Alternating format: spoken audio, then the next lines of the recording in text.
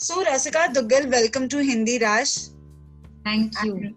And first of all, congratulations for the loot case. I mean, जो digitally भी आकर बहुत सारे लोग इसकी तारीफ कर रहे हैं और हमने बहुत सारे ट्विटर पे देखा, बहुत सारे सेलिब्रिटीज भी आकर इसे सपोर्ट भी कर रहे हैं और इसकी बहुत सारी तारीफें हो रही है. So how are you feeling right now? मैं तो बहुत खुश हूँ कि फिल्म आ गई है बाहर, क्योंकि काफी टाइम से लूट केस रेडी है एंड लास्ट ईयर अक्टूबर में रिलीज होनी थी, फिर इस साल अप्रैल में रिलीज होनी थी, फिर लॉकडाउन हो गया. तो आई एम वेरी हैप्पी कि फाइनली इट्स आउट. मैं तो डायरेक्टर से कह रही थी कि मैं भूल ही जाऊंगी कि फिल्म में होता क्या है अगर ये अभी रिलीज ना हो तो. And I am also happy कि ऐसे टाइम पे रिलीज हुई है, क्योंकि बहुत सारे लोगों ने कमेंट्स में, मैसेजेस पे, ट्विटर पे बहुत सारे लोगों ने बोला है कि ऐसे टाइम पे ऐसी फिल्म का रिलीज होना उनके लिए बहुत अच्छा रहा है, क्योंकि it brings some cheer to the gloominess, you know. Exactly. जब मैं भी मूवी देख रही थी तब मुझे भी यही लग रहा था कि फाइनली मतलब इतनी सारी चाओस के बीच में कहीं थोड़ा सा एंटरटेनमेंट जो है मिल रहा है. And it was lovely film, I have to say that. तो रसिका, जब ये फिल्म आई थी आपके पास, मतलब इससे पहले भी इस तरह का जो एक जॉनर है कि लोगों को पैसे मिल जाते हैं, जैसे चोक्ड आई थी, इस तरह की बहुत सारी फिल्में आ चुकी थी, तो आपके यहाँ पे कहीं सेकंड थॉट्स आए थे कि ये मुझे करना है, नहीं करना है, ऐसा कुछ आपको लगा था? नहीं, क्योंकि जिस वक्त मेरे पास स्क्रिप्ट आई लूट केस की, मैं दिल्ली क्राइम सीजन 1 की शूटिंग कर रही थी. एंड आई थिंक उस समय मुझे रियली आई फेल्ट कि मुझे कॉमेडी की जरूरत है. तो बहुत बिजनेस हो गया था, बहुत ही एक इमोशनली इमर्सिव एक्सपीरियंस था Delhi crime, and it was very beautiful for that. And लेकिन आई न्यू कि इसके बाद अगर मुझे कुछ फिर से दोबारा कोई इमोशनल काम करना हो तो शायद थोड़ा मुश्किल हो जाए. इसलिए दिल्ली क्राइम, इसलिए लूट केस की स्क्रिप्ट जब आई, so I was very happy. The other thing, मुझे लगा कि इवन दो अगर आप इसके वन लाइन को देखें, जैसे आपने कहा कि सूटकेस मिल जाता है, एक मिडिल क्लास आदमी है, उसको एक पैसों से भरा सूटकेस मिल जाता है. अब ये वन लाइन देखिए तो हाँ कॉमन है, लेकिन जो इसका ट्रीटमेंट है, जो कॉमेडी है, की क्वर्कीनेस है, वो बहुत अलग है. जो इसका सेंस ऑफ ह्यूमर है बहुत अलग है, and that comes from Kapil Sawant the writer and Rajesh Krishnan the director. अगर आप उनसे मिलें तो आपको पता लग जाएगा कि ये बिल्कुल उनकी सेंस ऑफ ह्यूमर के मुताबिक बना है, क्योंकि they have a very quirky sense of humour. So मुझे लगा इवन दो आई फेल्ट कि वन लाइन शायद जाना पहचाना या सुना हुआ ट्रीटमेंट, उसके सीन्स, नंदन के रिस्पॉन्सेज, उसकी फैमिली लाइफ बहुत यूनिक थी, अलग थी, और इसलिए मुझे I didn't have second thoughts at all about this film. Okay Rasika, लेकिन कहीं ना कहीं मतलब did you felt a sadness कि ये फिल्म अगर ये लॉकडाउन नहीं होता, अगर इस तरह से हम लोग सब लोग नहीं जूझ रहे होते, तो ऐसी एक अच्छी स्क्रीन मिलती है, एक बड़ी स्क्रीन मिलती है, लोग वो जो एक ऑडियंस थी वो एक जो चार्ल्स के साथ जाती है वो बहुत अलग होती है. Did you felt sad about that? No, not until the day it released actually. क्योंकि मुझे लगता है कि OTT प्लेटफॉर्म पे मेरा तो बहुत काम OTT प्लेटफॉर्म पे रिलीज हुआ है, and I've never felt that it's any lesser than releasing in the theater. In fact, OTT platforms have really given me an opportunity to reach a wide audience, and so मुझे कभी नहीं लगा कि this is a lesser release than releasing in the theater. लेकिन Friday को जब मैंने घर पे बैठ के देखी फिल्म, तो और मेरा एक डांस नंबर भी है उस फिल्म में, और गाना right right, I was about to ask you कि तो वो जब कैसे मैंने वो दिखा, मुझे लगा कि ये बड़े पर्दे पे देखने को मिलता तो बहुत अच्छा वैसे एक दो बार फीलिंग्स आई. वो रोमांटिक आइडिया जो है हम सबके दिमाग में, क्योंकि हम बचपन में तो हम लोग सब सिनेमा हॉल में ही देखा करते थे ना फिल्में, उस समय OTT कहाँ थे. तो उस तरीके से एक थोड़ा नॉस्टैल्जिक वैल्यू से और एक रोमांटिक आइडिया की वजह से हाँ मैंने थोड़ा सा मिस किया थिएटर में देखना. मुझे लगता है कि बहुत सारे एडवांटेजेस भी हैं OTT स्पेस में, and I am happy for all of that. जैसे OTT स्पेस में कभी वो नंबर्स रिलीज नहीं करते हैं प्लेटफॉर्म पर, तो वो कॉन्शियसली या सबकॉन्शियसली कंपटीशन कंटेंट के बारे में हो जाता है, ना कि नंबर्स के बारे में. तो that is a very good thing. OTT space में आपके साथ जो फिल्में रिलीज हो रही होती हैं, आपका उनके साथ डायरेक्टली कंपटीशन नहीं होता, क्योंकि आप स्क्रीन टाइमिंग्स या नंबर ऑफ स्क्रीन्स के लिए compete नहीं कर रहे हैं। तो जो भी फिल्में साथ में रिलीज हो रही है, they can all coexist and audience can watch it any time, you know. तो ऐसा नहीं है कि एक फिल्म को ज्यादा स्क्रीन्स मिलेंगे तो दूसरे को कम मिलेंगे। राइट कोई एक ऑडियंस शकुंतला देवी भी देख सकता है, रात अकेली भी देख सकता है, और लूटकेस भी देख सकता है। In fact I am wanting to watch all those three. Friday को मैंने लूटकेस देखी, मैं सोच रही थी सैटरडे संडे को शकुंतला देवी और रात अकेली देखूंगी, लेकिन फिर मौका मिल नहीं पाया, अब इस हफ्ते देखूंगी। So हाँ, even आई एम हैप्पी कि जैसे आपने कहा कि स्क्रीन के नंबर्स और इस तरह की चीजें नहीं होती है, क्लैशेस जो कहा जाता था कि क्लैश हो रहा है, वो सब कुछ नहीं हो रहा है, बहुत ही इक्वालिटी होती है। लेकिन रसिका, मतलब on other side, talking about the Bollywood industry, जो भी आजकल इन दिनों चल रहा है इस बारे में, जैसे आप खुद भी बाहर से हैं, कोई आया नहीं था इतने टाइम, मतलब कोई भी आपके पीछे नहीं था, आपने खुद, you have self made yourself. So आपको कहीं ना कहीं लगा कि ये इक्वालिटी बॉलीवुड में नहीं है इस तरह की? देखिए, इनइक्वालिटीज तो हर किसी सिस्टम में एग्जिस्ट करती ही हैं। डिजायर हमेशा ये रहता है, उम्मीद हमेशा ये रहती है कि जो एक एनवायरनमेंट ऐसा हो जहाँ कंपटीशन हो, और हेल्दी कंपटीशन कि, और मेरे ख्याल से indicators of healthy competitive environment is कि अगर हर कुछ साल या हर कुछ महीने जैसा भी माहौल हो, उस बिजनेस में नए लोगों को आने का मौका मिल रहा है, that's one good indicator of a healthy competitive environment. The other indicators in my opinion are कि जो लोग सक्सेसफुल हैं, या जो एक किसी बिजनेस में या किसी स्पेस में माने जाते हैं अपने काम के लिए, सिर्फ वो ही काम नहीं कर रहे हैं, मतलब एक दूसरा लेवल भी एग्जिस्ट कर रहा है जो शायद कभी कभी उनके कंपटीशन में आए। So and I think that in the last few years the OTT space has given that to entertain, and I think the way it's structured right now, it is inherently democratic, and if it continues like this, it's a good thing. If not, then we'll need to rethink. So ये एक positive चीज हुई है पिछले कुछ सालों में।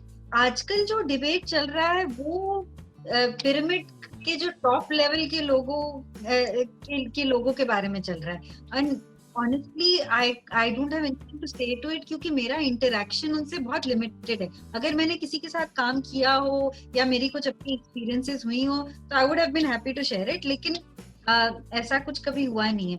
आई also think that talent and hard work is very important, and मैं किसी के टैलेंट को छोटा नहीं समझ रही हूँ, और अपने भी टैलेंट को छोटा बताने की कोशिश नहीं कर रही हूँ। They are very important, but ऐसी बहुत सारी चीजें होती हैं, ऐसे बहुत सारे लोग होते हैं जो शायद आपके फैमिली से ना जुड़े हो, लेकिन जो आपकी मदद करते हैं, जिसकी वजह से आप आगे बढ़ सकते हैं। तो ऐसा नहीं है कि अगर किसी ने कुछ पाया है या किसी मुकाम तक पहुंचा है तो उसका सारा क्रेडिट उसी इंसान को दिया जाए, ऐसा मेरा मानना नहीं। तो मुझे नहीं लगता कि अगर मैंने कुछ अचीव किया वो सिर्फ मेरे हार्ड वर्क और टैलेंट की वजह से, वो इस वजह से क्योंकि सर्कमस्टांसेस ऐसी थी, वो इस वजह से क्योंकि कुछ लोग मेरे आसपास थे जिन्होंने मुझे इंकरेज किया, जिन्होंने मुझे मौका दिया। हाँ, वो मेरे टैलेंट और मेरे हार्ड वर्क की भी वजह से हुआ है, लेकिन दूसरी चीजें भी थी। तो I don't think I can totally claim कि मैंने जो भी अचीव किया है वो मेरे हार्ड वर्क की वजह से है। And what about that matter, जब इस फिल्म का हमें पता चला था कि इस OTT प्लेटफॉर्म पर रिलीज हो रही है, उस टाइम पे भी हॉटस्टार, डिज्नी प्लस हॉटस्टार ने एक लाइव चैट किया था जिसपे कुणाल खेमू ने भी उन्होंने भी लिखा था, एक ट्वीट लिखा था कि हमें भी एक आसमान मिलना चाहिए। Do you agree with that statement? और जिस तरह से विद्युत जामवाल ने भी अपने ट्वीट पे लिखा था कि इस लाइव चैट सेशन में जो है इनविटेशन उनको नहीं मिला गया। Do you agree with that? I agreed with Kunal's statement, and I even retweeted his statement to say that I agree with him and whatever he says resonates with me. उन्होंने कुछ आपको सफाई दी है कभी इसके बाद में? कभी किस बारे में बात हुई है? डिज्नी प्लस हॉटस्टार की तरफ से कुछ आया है इस तरह का? नहीं। ओके रसिका, मूविंग फॉरवर्ड, जो आपकी एक और बात हो रही है अगर अगले प्रोजेक्ट की, तो अ सूटेबल बॉय जिसके बारे में बहुत ज्यादा बात हो रही है, और यूके और यूएस में शायद वो अब शुरू भी, उनके 3 एपिसोड्स भी हो गए हैं, वहां से किस तरह के रिस्पॉन्स आ रहे हैं आपको? बहुत इंटरेस्टिंग रिस्पॉन्सेज आ रही हैं, क्योंकि अगर आपने नॉवेल पढ़ा हो तो इट्स मतलब it touches upon many things. अगर आप पूछें कि सूटेबल बॉय किस चीज के बारे में है, ये कहना थोड़ा मुश्किल हो जाएगा, क्योंकि 1500 पेज की नॉवेल है, इतने सारे कैरेक्टर्स हैं, हर हर कैरेक्टर एक ऐसे सिचुएशन से में है जो 1950s इंडिया में एक बहुत इम्पोर्टेंट मुद्दा था। तो because 1950s India was a country still trying to understand where they stand in the world, you know, and ये पूरी कहानी देखी गई है लता के कैरेक्टर के through, which is played by Tanya Maniktala. I play Savita, who's Tanya's who's Lata's sister, and तो बहुत I think सविता और लता की रिलेशनशिप भी बहुत इंटरेस्टिंग है, बिकॉज एक तरह से Savita is a foil to Lata's character, क्योंकि लता इज ऑलवेज लता जिस तरह देश ये जानने की कोशिश कर रहा था कि उनका क्या स्टेटस है पूरे वर्ल्ड में, उसी तरह लता भी जानने की कोशिश करी है कि where does she stand in this world. तो Savita is an interesting point to Lata, क्योंकि Savita has already made some choices, she is sort of more and even though those choices are in the framework of tradition, फिर भी वो character ऐसा नहीं है मेरे हिसाब से कि वो वीक है या सबमिसिव है या डिसएम्पावर्ड है। मुझे लगता है कि she is a woman who has made certain decisions, लेकिन उसने अपने डिसीजंस लिए हैं, चाहे वो ट्रेडिशनल डिसीजंस ही क्यों ना हो। सो इस तरह से that character is interesting to me. बहुत सूटेबल बॉय ऐसा नॉवेल है कि generates a lot of conversation, और आप जब भी कोई प्रोजेक्ट करते हैं इट्स ऑलवेज इंटरेस्टिंग कि लोग उसके बारे में बात करें और एंगेजिंग तरीके से बात करें। मतलब if it can create a conversation about arrange marriages, about India after partition, about religious conflict, then it's always a good. So how's it working with the whole cast? I mean, it's a huge cast, जिसमें तब्बू है, ईशान है, बहुत सारे लोग हैं. How is it working with all of these? मतलब इतने सारे लोग एक साथ जब पूरे सेट पे जमा होते होंगे, तो एक अलग ही सीन होता होगा आप लोगों के लिए भी as actor. How was that behind the scenes? Suitable boy में तो जहां मुड़ो एक दिग्गज आदमी दिख जाता था। राइट। सूटेबल बॉय के सेट पे जाओ तो दिग्गजों से भरा हुआ set. It was very nice, क्योंकि अगर आप क्रू की तरफ भी ध्यान दें तो अर्जुन भसीन ने कॉस्ट्यूम्स किए हैं, and he is so talented. मतलब कभी कभी मैं सूटेबल बॉय की पिक्चर्स देखती हूँ तो मुझे लगता है मुझे सारी साड़ियां रख लेनी चाहिए थी। तो हाँ, और एक्टर्स तो बहुत, मतलब आप एक्टर्स की लिस्ट देखिए तो मतलब शायद ही कोई ऐसा टैलेंटेड एक्टर है जो सूटेबल बॉय में नहीं है। Right. So Rasika, talking about your new projects जो भी आने वाले हैं, जिसमें बहुत सारे अगले सीजन होंगे, जैसे मिर्जापुर का सीजन 2 है, दिल्ली क्राइम का सीजन 2 है। So how much you are excited for this series? Actually जब आप फिल्में करती हैं तो एक फिल्म होती है, खत्म होती है और अगला प्रोजेक्ट शुरू होता है, लेकिन ये जो सीजन्स होते हैं ये बहुत बड़ा, बहुत ही आगे तक का सोचा हुआ आई गेस होता है। तो how much you are excited for all this? Actually season 2 का एक्सपीरियंस तो अभी कुछ महीने पहले ही हुआ है। I think it's very interesting. पहले मुझे लग रहा था कि ये कैसे होगा कि फिर से आप दोबारा उस कैरेक्टर को प्ले करोगे जिसको आपने देख लिया है स्क्रीन पे, जिसके बारे में आपको फीडबैक मिल चुका है। तो नर्वस थी इस बात को लेकर कि यूजुअली ऐसा नहीं होता। यूजुअली आपने अपना इंटरनल काम किया होता है और आप कैरेक्टर प्ले करते हैं, उसके बाद दुनिया कैरेक्टर को देखती है and then they respond to it, and फिर उसके मुताबिक आपका भी ओपिनियन चेंज हो जाता है। लेकिन अब ये सारे ओपिनियंस को लेकर मैं वापस वो कैरेक्टर करने जा रही हूँ, ये कैसे होने वाला है, यू नो। तो उस चीज को लेके मैं थोड़ा नर्वस थी, लेकिन मिर्जापुर में भी और दिल्ली क्राइम में भी I think I really enjoyed it, क्योंकि it almost felt like meeting an old friend, you know. क्या बेसिकली जानते हो कि ये इंसान कौन है, लेकिन उसकी लाइफ में भी कुछ एक्सपीरियंसेस हुई हैं, आपकी लाइफ में भी कुछ एक्सपीरियंसेस हुई हैं, इसलिए आप दोनों को वापस एक दूसरे को समझने की कोशिश करनी पड़ रही है। लेकिन बेसिकली आप जानती हो that this person is this, you know, so it's like that kind of an experience. तो मजा आया, देखते हैं अब क्या निकल के आता है। एक नया एक्सपीरियंस हो गया एक्टिंग करियर में, कि इस चीज का भी एक्सपीरियंस हो गया कि फीडबैक लेकर अपने आप को स्क्रीन में उस कैरेक्टर की तरह देखकर आप वापस को प्रोजेक्ट करने जाते हो, तो फिर उसमें क्या बदलाव आता है। सो रचिका, दूसरी साइड में क्या आपको लगता है कि इस चीज का एक एडवांस भी है, जैसे हम बात कर रहे थे अभी थोड़ी देर पहले कि जो वेब वाली जो दुनिया है उसमें बहुत सारी चीजें, इक्वालिटी जैसे हमने बात की, उसी में लैंग्वेजेस और एक freedom of showing your story, ये सब की बहुत ज्यादा फ्रीडम है। Do you think so? लेकिन बहुत सारे लोग इसके अपोज भी रहते हैं कि बहुत सारे कहते हैं बोल्ड सीन्स होते हैं, बहुत सारी जो वर्ड्स बहुत ही हार्श यूज किए जाते हैं। What do you think about that? मुझे लगता है कि अगर डायरेक्टर्स अच्छे हो, राइटिंग टीम अच्छी हो, तो जो भी आपकी स्टोरी में होगा that will be there for a reason. कुछ भी सेंसेशनलाइज करने के लिए या सिर्फ ऑडियंसेस को ड्रॉ करने के लिए या सिर्फ मजे लेने के लिए वहाँ आपके स्क्रिप्ट में मौजूद नहीं होगा। उसका एक रीजन होगा, और वो स्क्रिप्ट में इसलिए मौजूद होगा क्योंकि उसकी कहानी को उस चीज की जरूरत है। अगर मैं ऐसे टीम के साथ काम कर रही हूँ जिन पर मुझे भरोसा नहीं है, तब इन सब चीजों के बारे में सोचना पड़ता है। लेकिन मैं ज्यादातर उन लोगों के साथ काम ही नहीं करती जिनके काम पर मुझे भरोसा नहीं है। And what about other projects? अभी आप और कहाँ दिखने वाली, मतलब कोई फिल्में आने वाली हैं साथ में, और क्या क्या होने वाला है?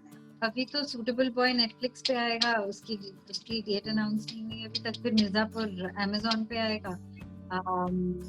लॉर्ड कर्जन की हवेली एक फिल्म है जिसमें अर्जुन माथुर हैं, परमव्रत चैटर्जी हैं, अबीर अब्रार हैं और मैं हूँ। हम ये शूट करने जा रहे थे लंदन में लॉकडाउन के ठीक पहले, लेकिन फिर लॉकडाउन हो गया तो हम नहीं जा पाए। How was your lockdown going on? I mean, अब कैसा लग रहा है? अब तो धीरे धीरे हम लोग अनलॉक की तरफ बढ़ रहे हैं। So are you missing anything कि ये घर पर रहने के बाद में मुझे ये चीज मैं मिस कर रही हूँ? नहीं एक्चुअली, क्योंकि बहुत सारी चीजें घर में करने के लिए, मतलब इतना कुछ पड़ा था पढ़ने के लिए, इतना कुछ रह गया था देखने के लिए, मुझे तो लग रहा है वो भी खत्म नहीं हो पाया है मुझसे इस time. And I think if there's one thing I've really missed is the only thing I've missed is going out for a run. Okay. वो मुझे थोड़ा सा मिस हुआ, लेकिन बाकी तो ऐसा मुझे एक बार भी नहीं लगा कि मैं बोर हो रही हूँ या कुछ करने को नहीं है। इतनी सारी चीजें, इंटरनेट के जमाने में तो मतलब पूरी दुनिया आपके घर में ही बसी होती है, तो आपको कहीं जाने की जरूरत नहीं। इतना कुछ है, there's so much information to absorb, you know, so I have not felt You made banana bread too. I mean, वो भी बहुत एक अलग तरीके का था। I guess लॉकडाउन में सबसे ज्यादा प्रोडक्टिव मुझे लगता है वही एक चीज जो ये मतलब कोई सोच भी नहीं सकता था। That was beautiful. बहुत ही अच्छा था। So I hope कि लोग जल्दी से जल्दी आपको ये सारे जो seasons 2 आ रहे हैं और Suitable Boy आ रहे हैं उसमें भी देखें और हम लोग फिर से इस बारे में बात करें। Thank you so much रसिका हमसे बात करने के लिए। Congratulations for the Loot Kiss success. Thank you for watching. Thank you so much. Bye.